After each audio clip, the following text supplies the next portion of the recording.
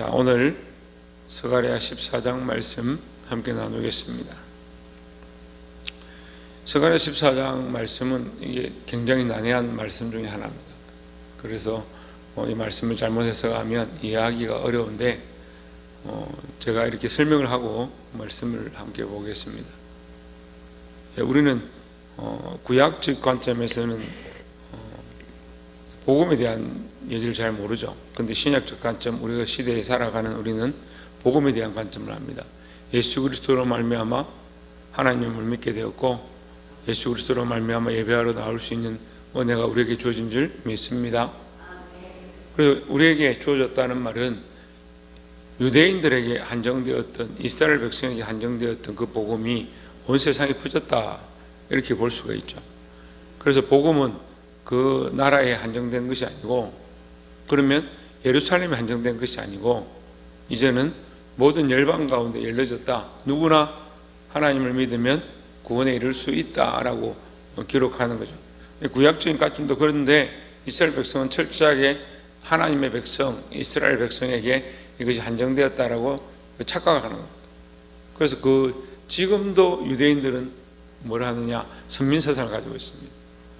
지금 하마스와 전쟁을 하고 있는데, 하마스가 테러를 해서 전쟁이 일어나는 것도, 가자지구의 전쟁이 일어나는 것도 자기들의 입장에서는 이유이지만, 어떤 관점이냐? 자기들은 선민이고 다른 사람들은 다 이방 나라다. 그러니까 그들은 죽어도 되고 사람 취급을 안 하는 거죠. 동물처럼, 짐승처럼. 그래서 개처럼 이렇게 생각하는 거예요. 그러니까 죽여도 죄가 아니다. 자기들은 거룩한 백성, 자기들의 땅은 성지고 자기들이 가지고 있는 물건들은 성물이다, 이렇게 생각하니까 다른 나라는 아무것도 아닌 거예요. 그런데 하나님의 복음은 그렇지 않아요. 누구나 예수 그리스도를 통해서 믿기만 하면 구원을 얻는다. 그래서 이 복음이 이방인 가운데 열렸다는 말을 스가랴서 14장 통해서 말씀하는 겁니다. 그게 회복이에요. 진짜 회복은 예루살렘 성이 회복되어지는 것만이 아니라, 어제 우리 13장을 통해서 얘기했지만 거기에 예배가 회복되어지고 제사가 회복되어지고 하나님의 음성이 회복되어지고, 하나님이 그 예루살렘 성전에 임하시는 게 참된 회복이다. 우리 교회도 마찬가지예요. 하나님의 말씀이 들려지고 하나님의 역사가 나타나고 사람들은 자꾸 인간적인 모습들은 사라져가는 것이 참된 회복인 거죠. 그래서 교회 안에 인간적인 소리를 들리게 하지 말고, 서로 자기가 주장하듯이 하지 말고 하나님의 말씀이 회복되어지고 하나님의 뜻이 회복되어지는 그런 교회가 되기를 소망합니다. 그리고 어떻게 돼요? 누구나 교회 오면, 나뿐만 아니고 누구나 교회에 와서 예수 믿으면 구원을 얻을 수 있고 은혜를 받을 수 있고, 그것이 참된 복음이다라는 겁니다. 그런 관점으로 말씀을 보면 14장 1절에 여호와의 날이 이르리라. 그날에 내 재물이 약탈되어 내 가운데서 나누이리라 했습니다. 여기 재물이라고 단순히 보면 안 되고, 이 재물이라는 것은 제단에 드리는 거죠. 뒤에 가면 제단이 나눠진다 이렇게 기록해요. 제단이 나눠질 것이다, 이렇게 나눠진다 할 때 쪼갠다는 뜻입니다. 쪼갠다는 뜻이죠. 원래 재물은 쪼개야 되는 거예요. 쪼갠다는 여러 가지 의미가 있습니다. 쪼개면 못 써요. 양을 잡아서 하나님 앞에 가지고 갔다 합시다. 쪼갭니다. 그럼 양은 죽어요, 살아요? 죽죠. 죽으면 못 쓰는 거야. 나도 마찬가지로 내가 하나님 앞에 제물로 드려지면 나를 쪼개는 겁니다. 그래서 나는 죽어 살고, 내 생각은 쪼개버리고, 내 감정은 쪼개버리고, 내 삶의 죄의 습관들, 엄란하고 폐역한 것들을 쪼개버리고, 사람을 쪼갠다는 뜻이 아니라 나의 연약한 삶의 모양들을 쪼개서 이제는 내 뜻대로 살지 아니하고 나는 죽고 주를 위해 산다, 이런 뜻이죠. 그 재물이 나뉜다 할 때 주님의 것이다, 쪼갠다 이 말이죠. 근데 이것도 두 번째 관점이 있습니다. 뭐냐면, 너만 재물을 드렸는데 이젠 쪼갠다. 쪼개서 어떻게 하느냐? 이 재물을 제사를 드리고 나면 드려진 거 끝나는 게 아니고 그걸 쪼개서 나중에는 화목제로 서로 나눠 먹습니다. 나눠 먹는다 이 말이야. 그러니까 너희가 드렸던 재물이 너희만 드렸느냐? 이제는 쪼개겠다. 이제 너희만 드리는 게 아니고 이방도 함께 그 재물을 나눌 수 있고 누구나 다 나눠서 먹을 수 있다, 이런 뜻입니다. 2절에 보면 내가 이방 나라들 모아 예루살렘과 싸우게 하리니 성읍이 함락되며 가옥이 약탈되며 부녀가 욕을 당하며 성읍 백성이 절반이나 사로잡혀 가려니와 남은 백성은 성읍에서 끊어지지 아니하리라. 이게 바벨론으로 끌려갔던 이스라엘 백성의 초기 언약이죠. 그 약속이 이루어지겠다, 다시 돌아올 약속이죠. 4절에 그날에 그의 발이 예루살렘 앞 곧 동쪽 감람산에 서실 것이요 감람산은 그 한가운데가 동서로 갈라져 매우 큰 골짜기가 되어서 산 절반은 북으로 산 절반은 남으로 옮기고 했습니다. 자, 이 시대적 관점으로 보면 바벨론으로 백성들이 반쯤 끌려갔죠. 그러면 북으로 간 거죠. 그 남아있는 백성은 남에 있는 거죠. 북쪽이 어디가 북쪽 기준이 없어요. 우리가 살고 있는 데서 위쪽이 북쪽인 거죠. 그러니까 예루살렘의 그 땅이 동쪽이고 남쪽이고 이런 개념이 아니라 예루살렘에 쪼개져서 북으로 끌려갔으니까 남은 자들은 남에 있는 겁니다. 그리고 반이 쪼개졌단 말이에요. 쪼개졌으니까 어떻게 돼요? 북에도 복음이 전해지고 남에도 복음이 남아 있는 거죠. 그래서 이제 어떤 목회자들은 그런 얘기를 합니다. 교회가 다툼이 생기고 목회자들이 해서 자기들 밥그릇 싸움하다가 쪼개져서 성도들이 나가면 때로는 장점도 있다. 그 다투고 싸우고 쪼개지는 게 좋은 게 아니지만 큰 대의적인 관점, 하나님의 관점 볼 때는 이게 좋은 부분이 있는 거예요. 뭐가 있느냐? 교회가 나눠져서 각자 부흥하는 거예요. 진주의 어떤 교회가 서로 막 싸우다가 이게 쪼개졌습니다. 나눠져 가지고 진주 남교회 진주 북교회 이렇게 쪼개졌는데 교회를 좀 멀리 가지 100m 앞에 교회를 지금 여기 있고 100m 앞에. 그런데 이분들이 쪼개져서 서로 막 시기하고 질투하고 욕하고 그렇게 하는 게 아니고 어떻게 하냐면 각자 누가 더 열심히 하나 보자 해가지고 얼마나 열심히 전도를 하는지 그 마을 전체가 다 예수 믿고 그 교회 2개 다 엄청나게 부흥을 했다. 그러면 그게 장점이에요, 단점이에요. 그 오히려 복음이 전해진 것은 장점이죠. 우리가 다투지 아니하고 싸우지 아니하고 쪼개지지 않는 것이 좋겠지만 그렇게 쪼개졌더라도 복음을 전하는 거예요. 그래서 우리는 흩어지면 복음을 전하고 모이면 기도하고 그게 기본 정신이다라는 거죠. 그리고 예루살렘이 쪼개졌습니다. 저주를 받아서 책망을 받아서 심판을 받아서 그들이 범죄함으로 쪼개졌습니다. 근데 그들에게는 저주 같지만 이방 나라는 뭐요? 복음을 들을 수 있는 기회가 되고 세상에 하나님이라는 여호와 하나님이라는 그 이름이 선포되어지게 되는 큰 은혜가 온 세상 가운데 임했다라는 거죠. 그래서 쪼개짐으로 말미암아 뭐요? 오히려 복음이 전해졌다, 그렇게 볼 수 있습니다. 그리고 이스라엘 백성에게는 좋지 않지만 이방 나라에게는 오히려 기회가 되었다, 그렇게 볼 수 있습니다. 8절에 그날에 생수가 예루살렘에서 솟아나서 절반은 동해로 절반은 서해로 흐를 것이라 여름에도 겨울에도 그러하리라 했습니다. 그러니까 이렇게 보면 이해가 되는 거죠. 무슨 말씀인지 알겠죠? 앞에서 예루살렘이 쪼개졌다, 재물이 나뉘었다 이렇게 하면 이게 무슨 말씀이야? 이스라엘이 범죄해서 쪼개졌구나, 이 정도밖에 알 수가 없는데 갑자기 8절에 와서 예루살렘에서 생수가 솟아나서 절반은 동해로 절반은 서해로 흐를 것이라 이렇게 얘기를 하는데 이게 무슨 얘기일까? 이제 제가 설명한 대로 보면 예루살렘에 원래 하나님의 시온의 대로가 있고 거기에 하나님과의 언약의 성소가 있어서 예배를 드렸는데 거기 생수가 흘러나는데 전에는 뭐요? 이스라엘 백성만 제사장만 들어가서 예배를 드렸는데 그것이 땅이 쪼개지고 백성들이 쪼개지고 나라 가운데 흩어지다 보니까 생수도 온 세상 가운데 동쪽과 남쪽과 나눠져서 흘러가게 되는 그런 은혜가 임하게 되었다 하는 거죠. 9절에 여호와께서 천하의 왕이 되시리니 그날은 여호와께로서 홀로 한 분이실 것이요 그의 이름이 홀로 하나이실 것이라 하십니다. 원래 하나님이 한 분이시고, 그죠? 원래 한 분이시고 온 세상의 천하의 원래 왕이시죠. 태초부터 왕이셨고 하나님 원래 온 세상의 왕이세요. 그런데 예루살렘의 하나님의 백성들과 함께 그들의 왕이 되시고 그들을 다스리기 원했지만 이들이 타락함으로 말미암아 나라가 심판을 받고 쪼개졌습니다.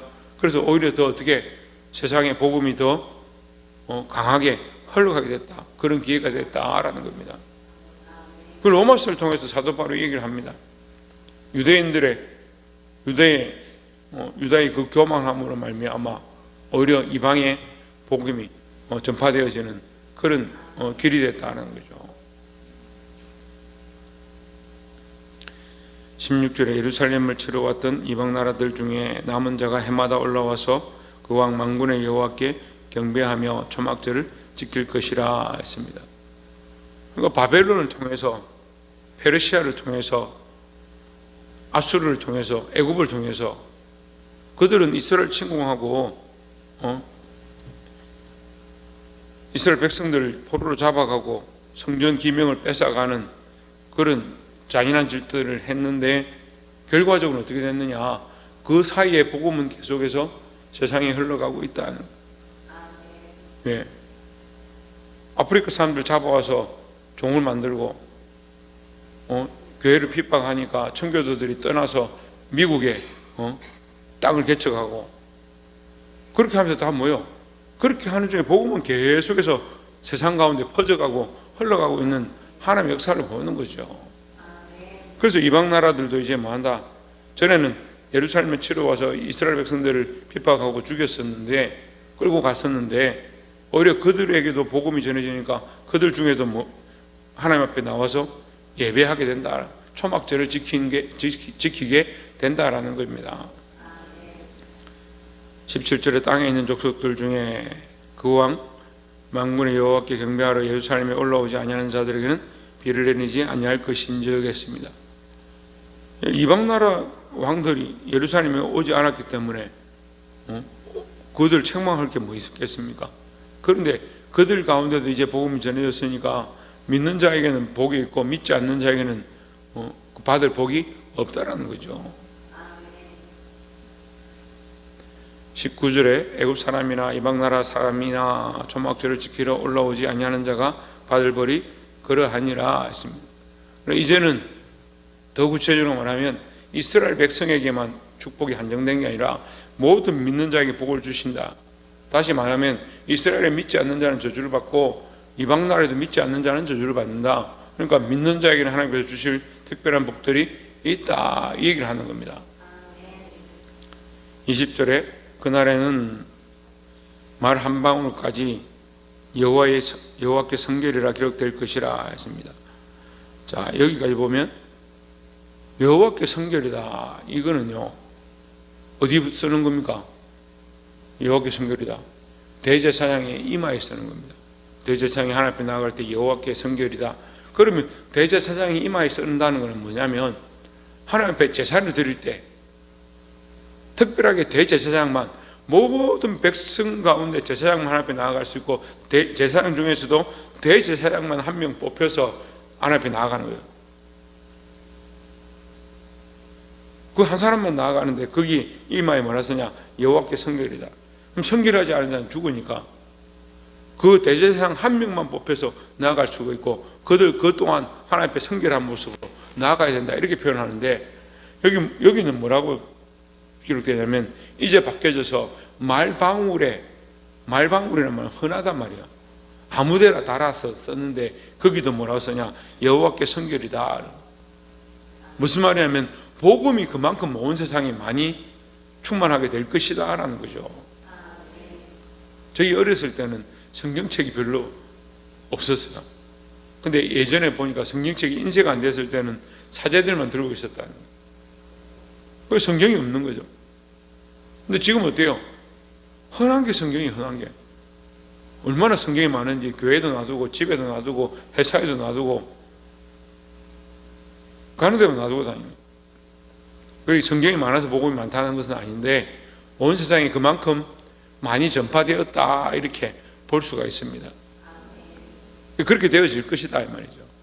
이 스가랴는 BC 500년경에 예수님 오시기 500년 전에 기록되었는데 이 예언의 말씀이 지금 우리에게 이루어진 거예요. 온 세상 나라에 이 복음이 전파되었다라는 거죠.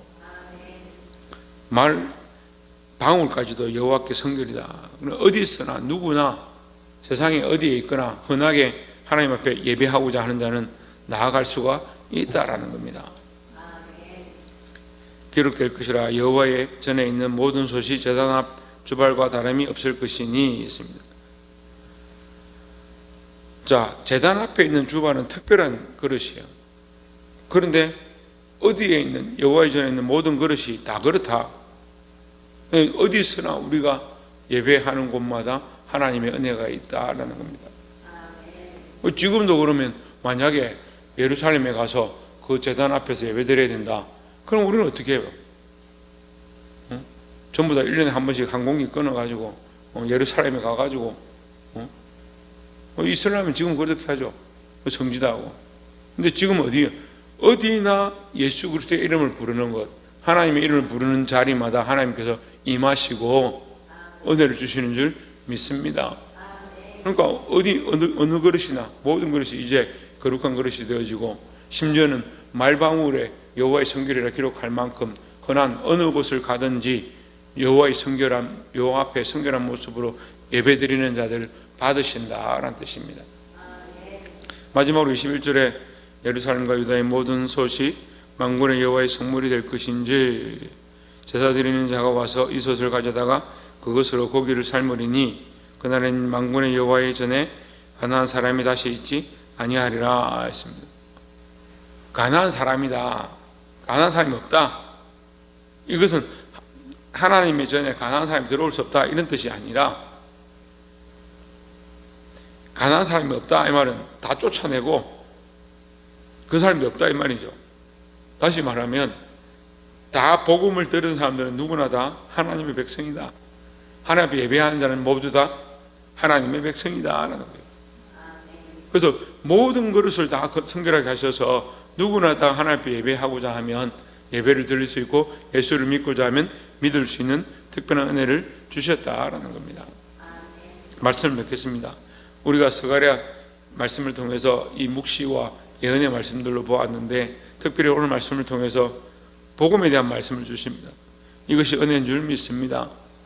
하나님 우리를 사랑하셔서 우리에게 특별한 은혜를 주시고 이 복음을 믿게 한 것 잊지 말고 늘 은혜와 긍휼을 기억하고 예배하기를 힘쓰고 말씀 앞에 나오는 저와 여러분 되기를 주의 이름으로 축원합니다.